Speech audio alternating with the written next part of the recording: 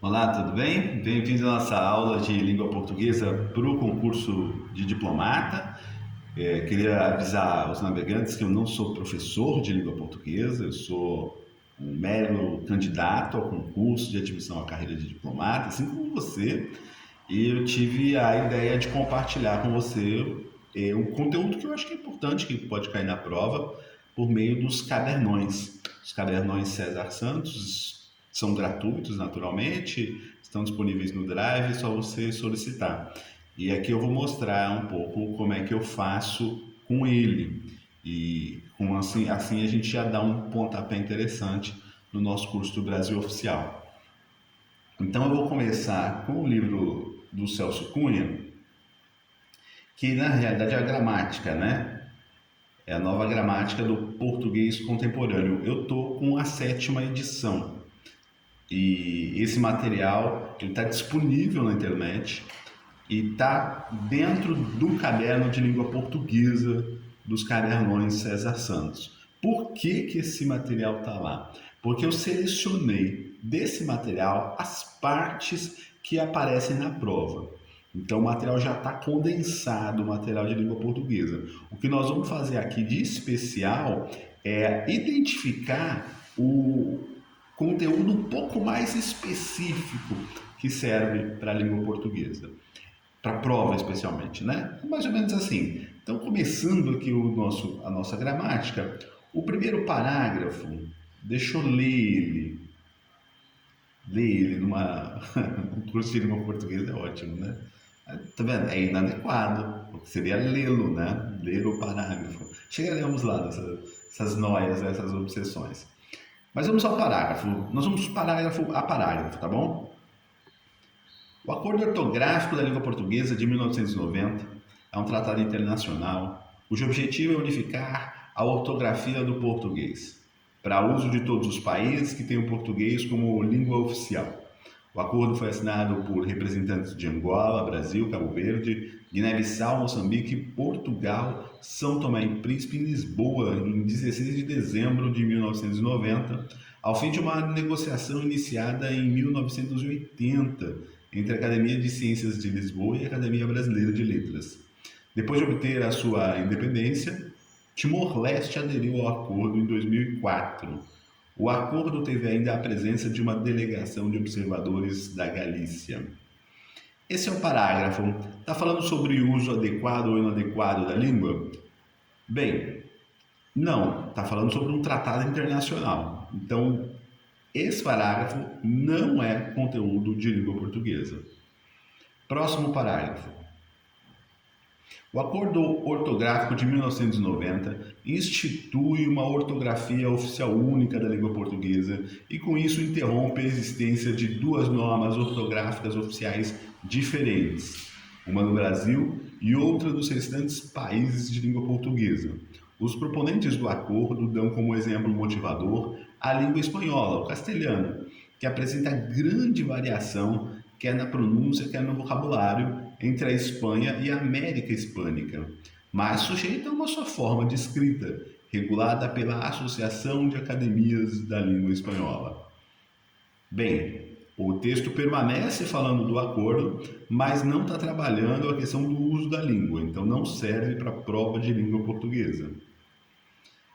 A adoção da nova ortografia, de acordo com os dados da nota explicativa do Acordo Ortográfico da Língua Portuguesa de 1990, se baseiam exclusivamente numa lista de 110 mil palavras da Academia das Ciências de Lisboa, irá acarretar alterações na grafia de cerca de 1,6% do total de palavras da norma euroafroasiática oceânica, em Portugal, PALOP, Timor-Leste e região administrativa especial de Macau, e cerca de 0,5 na brasileira. Mais uma vez, fala sobre o uso da língua? Também não. Então não serve para a prova de língua portuguesa. Eu sei que pode parecer estranho, porque o texto é interessante, o texto é relevante, talvez para a política internacional, mas a gente está querendo atender a banca de língua portuguesa. A nova ortografia, guia rápido e simplificado. Este é um resumo em linguagem e organização simples das disposições do Acordo Ortográfico da Língua Portuguesa, aprovado pelos 8 países lusófonos que falam o português como sua língua nacional, em 16 de dezembro de 1990. O texto completo do acordo está disponível no site filologia.org.br. Esse resumo trata apenas das mudanças inequívocas e refere-se somente àquelas que dizem respeito à ortografia adotada no Brasil. Em parte, serão outras as mudanças em relação à ortografia até então adotada em Portugal e outros países lusófonos. Mais uma vez, não é sobre o uso adequado. Gente, quando eu falo sobre o uso adequado da língua, é o caso concreto. Ou seja, a gente vai falar assim, olha, falou-se isso, usou-se isso na literatura. Muito provavelmente a gente vai trabalhar muito com exemplos que o Celso Cunha traz, porque como eu não sei se eu mencionei na primeira aula, mas o Celso Cunha trabalha com uma gramática prescritiva. Ele fala, olha, se usa assim na língua portuguesa.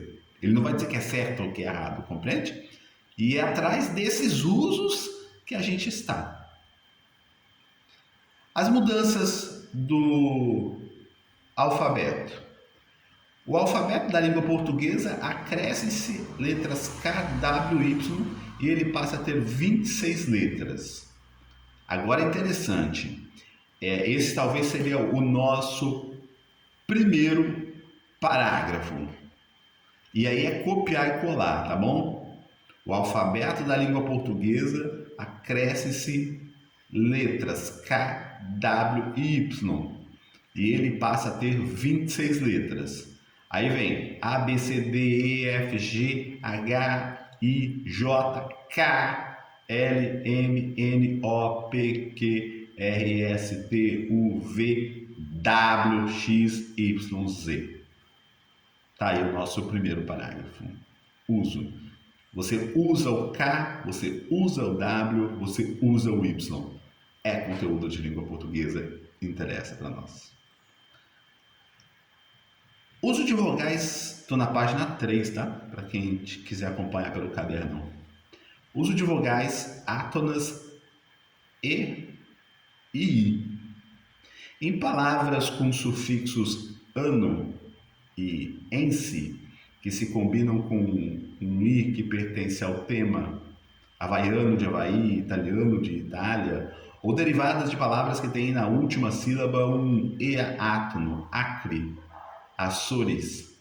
Escreve-se antes da sílaba tônica iano, escreve-se antes da sílaba tônica iano e não eano. Então fica acriano, açoriano, sofocliano, torriense. Mas escreve-se eano se a última sílaba da palavra de origem tiver E tônico. Daomeano, guineano, guineense, etc.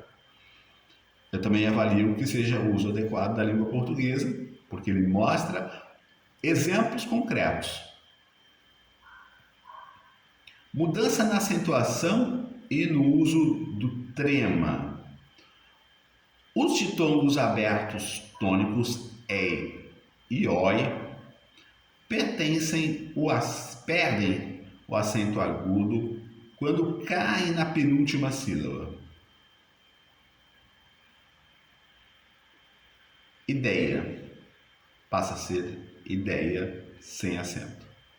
Joia passa a ser joia sem acento. Geleia passa a ser geleia sem acento. Tramóia passa a ser tramóia sem acento. Epopeia passa a ser epopeia sem acento. Apoia passa a ser apoia sem acento. Diarreico passa a ser diarreico sem acento. Heróico passa a ser heróico sem acento. Hebreia passa a ser hebreia sem acento. Debilóide passa a ser debilóide sem acento. Tá aqui mais um parágrafo para o nosso caderninho. Do cadernão vocês vão passar para o caderninho. Cuidado, o acento não cai se incide nesses ditongos em sílabas tônicas de palavras oxítonas, com acento tônico na última sílaba, né? Ou proparoxítono com acento tônico na antepenúltima sílaba. Então, anéis continuam anéis. Heróis continuam heróis com acento. Fiéis continua fiéis com acento. Anzóis continua com acento. Axoide continua com acento. Cai o acento circunflexo de palavras proparoxítonas terminadas em o e em. Então, voo passa a ser voo sem acento. Dem passa a ser dem sem acento. Enjoo passa a ser enjoo sem acento. Vem passa a ser vem sem acento. Acou passa a ser acou sem acento. Creem passa a ser creem sem acento.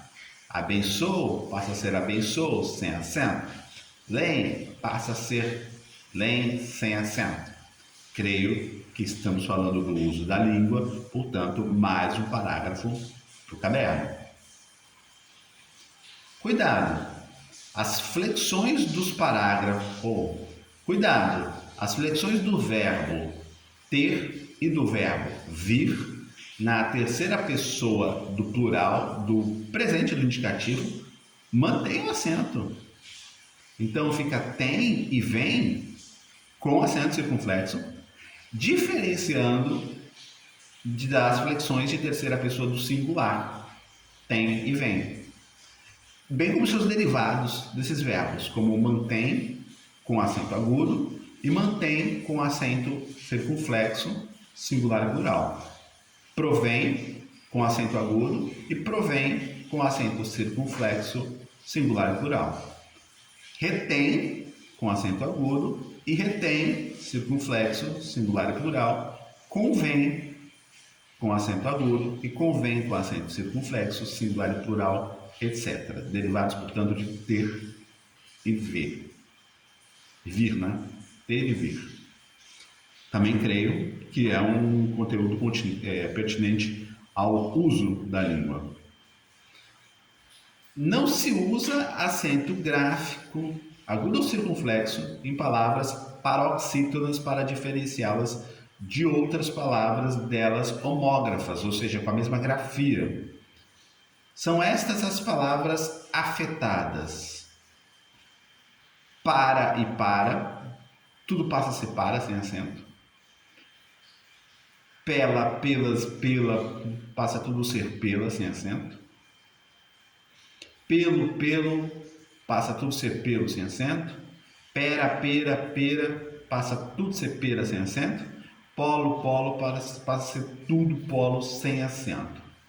Lembre-se, o verbo pôr no infinitivo e pôde na flexão da terceira pessoa do singular do pretérito perfeito do verbo poder mantém o acento, diferenciando respectivamente da preposição por da flexão da terceira pessoa do singular do presente do indicativo.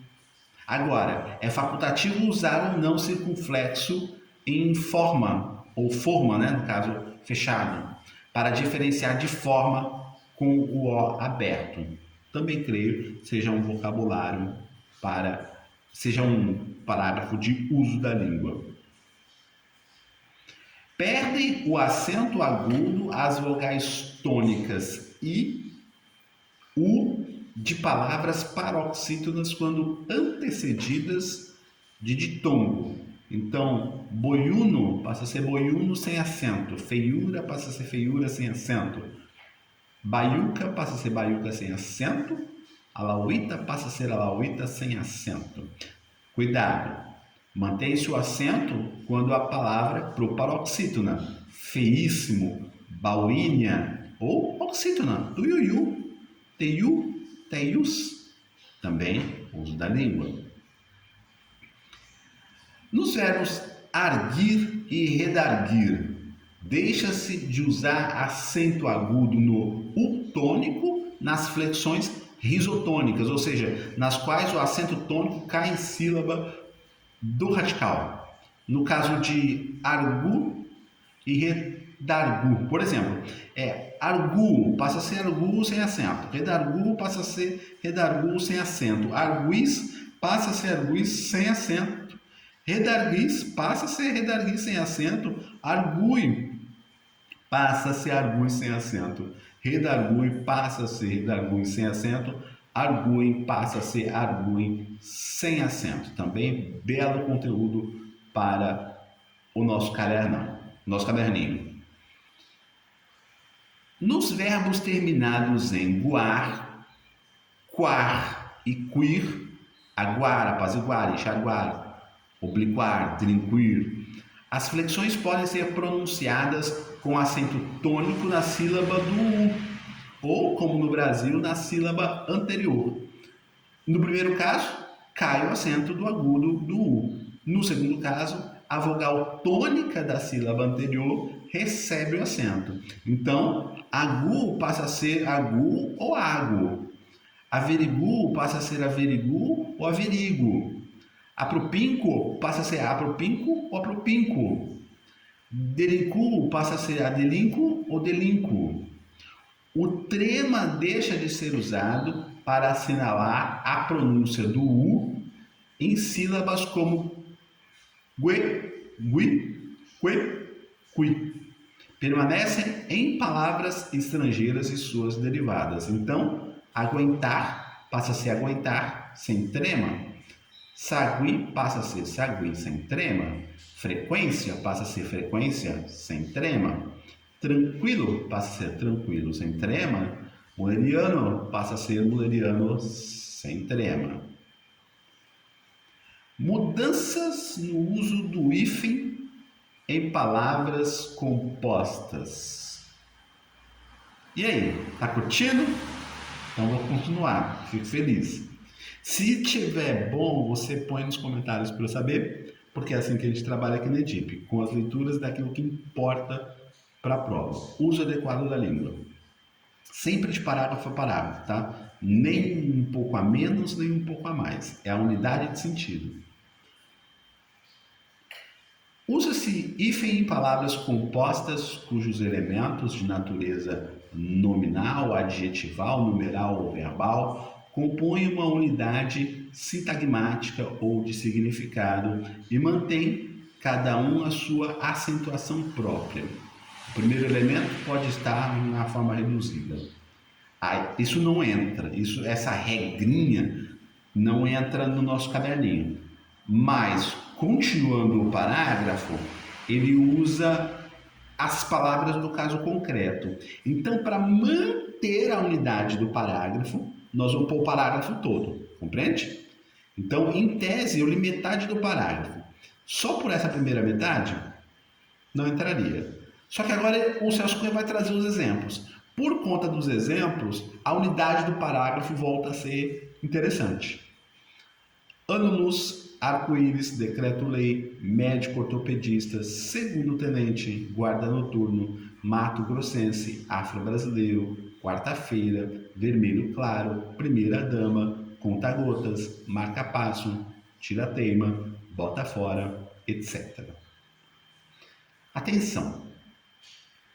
O acordo menciona explicitamente as exceções em compostos nos quais se perdeu, em certa medida, a noção de composição, que se grafam, melhor dizendo, aglutinadamente. Girassol, tudo junto, madressilva, tudo junto, manda-chuva, tudo junto, pontapé, tudo junto, paraquedas, tudo junto, paraquedista, etc. Comentário. A definição do conceito da exceção, por exemplo, entre parênteses, entre aspas, em certa medida, noção de recomposição e o etc., tornam a aplicação da regra um tanto vaga. É por isso que o Celso Cunha vai usar, a prova vai usar os exemplos que o Celso Cunha traz. A nova edição do vocabulário ortográfico define as dúvidas porventura subsistentes. A posição da ABL no processo de edição do vocabulário ortográfico, portanto, antes da publicação, era de que o etc. deve ser desconsiderado, valendo como exceção apenas as explicitamente mencionadas acima. Todas as outras, portanto, manteriam o hífen. Então, Paralama com hífen, para-brisa com hífen, lero-lero com hífen, marca-passo com hífen, tiratema com hífen, catavento com hífen. Uma exceção, pela ABL pelo menos, passatempo. Esse parágrafo, ele não é interessante para a gente, é uma bola dividida. Vai ficar para nós no caderninho aquilo que for o caso concreto. Então, os exemplos que o Celso Cunha traz vão para o caderninho.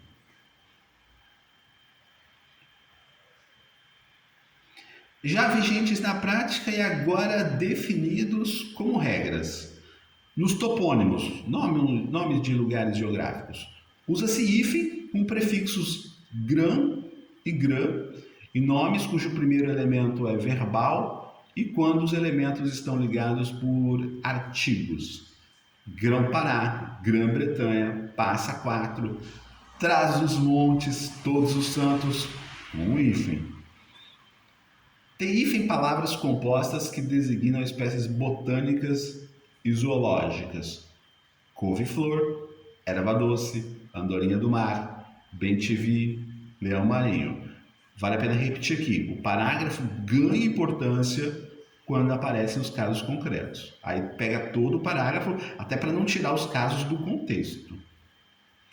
Usa-se hífen e não travessão entre elementos que formam não uma palavra, mas um encadeamento vocabular. Ponte Rio-Niterói, hífen. Alsácia-Lorena, hífen.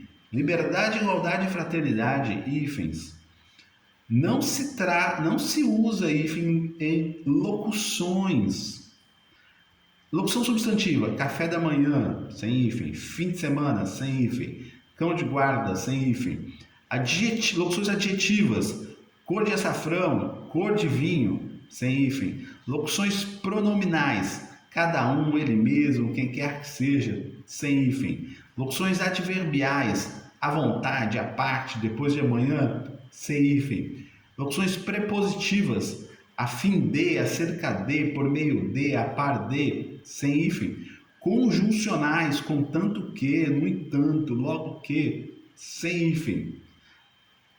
Exceções consagradas pelo uso. Água de colônia, com hífen. Arco da velha, com hífen. Cor de rosa, com hífen. Mais que perfeito, com hífen. Pé de meia, com hífen. Ao Deus dará, com hífen. A queima-roupa, com hífen. Comentário. Também é um tanto vaga a noção de consagrada pelo uso, né? O que implica que só a publicação do vocabulário ortográfico foram definidas todas as locuções em que usa ou não o hífen.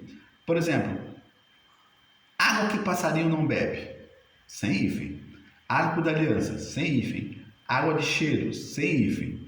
Pressupõe-se que na lógica de só serem válidas as exceções explicitamente mencionadas no acordo, todas perderam o hífen. Mantém os hífens locuções que formam nomes de plantas e animais.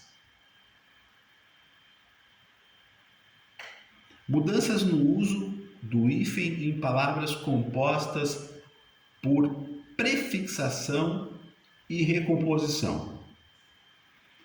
Geralmente, a não ser nas exceções que serão estabelecidas nas regras seguintes, em palavras compostas com prefixos ou falsos prefixos, radicais gregos ou latinos, que ganharam o significado das palavras das quais faziam parte, como aero, rádio, tele, usa-se hífen se o segundo elemento começa por H.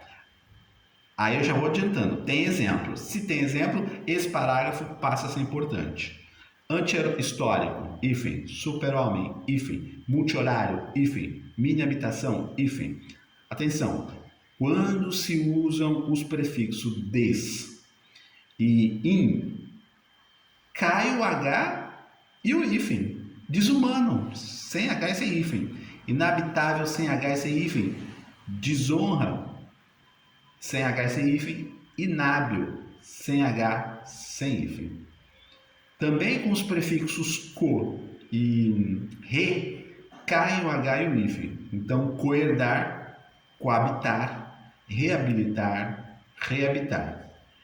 Passa-se a usar hífen entre o prefixo e o segundo elemento quando o prefixo termina na mesma vogal pela qual começa o segundo elemento.